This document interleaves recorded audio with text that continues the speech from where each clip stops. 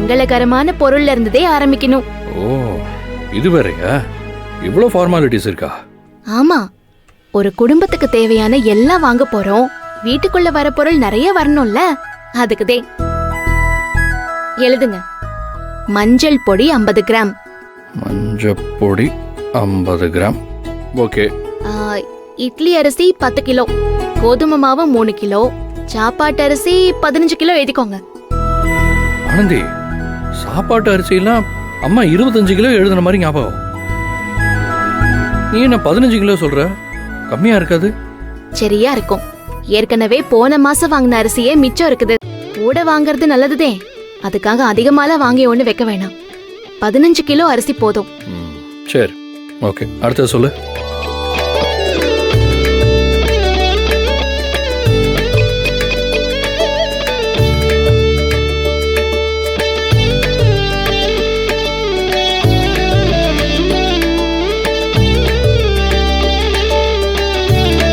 அவ்வளோதே, முடிஞ்சது.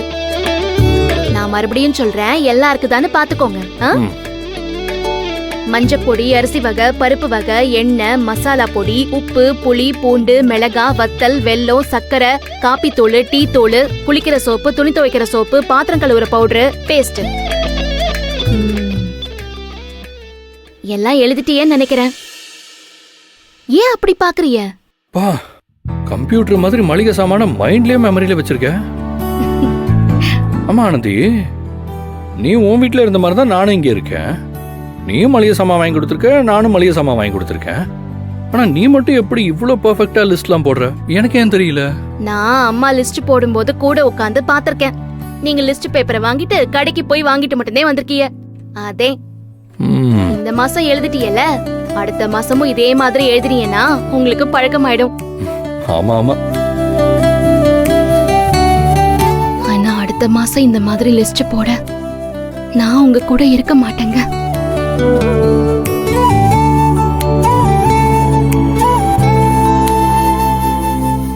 ஆனந்தி, ஆனந்தி, என்ன ஆச்சு? ஏன் முகம்லாம் வாடி போச்சு? வாடி போச்சா? அதெல்லாம் ஒண்ணும் இல்லையே. போட்ட லிஸ்ட்ல எப்படி மிச்சம் பிடிக்கலாம்னு யோசிச்சுட்டு இருக்கேன்.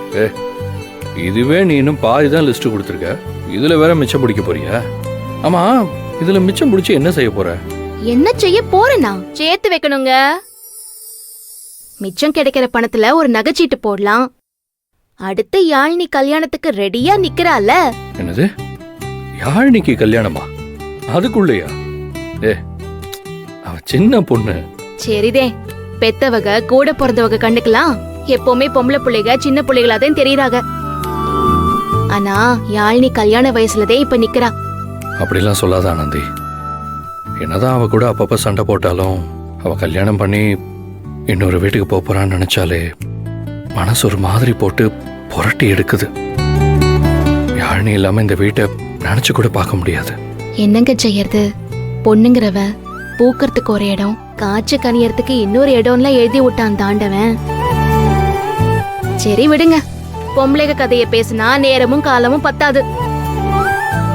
உங்க அம்மா, எங்க அம்மா, அவங்க அம்மான்னு எல்லார் கதையும் இப்படிதான். நீ சொன்னதுதான் ஞாபகம் வருது. காலையில உங்க அப்பாவுக்கு பணம் அனுப்பணும். பேங்க்குக்கு போயிட்டு அப்புறம் கம்பெனிக்கு போலாம். கொஞ்சம் சீக்கிரமே கிளம்பிடலாம். சரிங்க, பணத்தை சாமி கிட்டதான் வச்சிருக்கிறேன். காலையில போகும்போது எடுத்துக்கலாம். இந்த லிஸ்ட பத்திரமா எடுத்து வச்சுக்கோங்க. என்னாச்சு ஆனந்தி? கண்ணுல ஏதோ தூசு விழுந்த மாதிரி இருக்கு. இரு, கசக்காத கசக்காத. இரு இரு இரு இரு, ஒரு நிமிஷம் இரு. கண்ணை தர.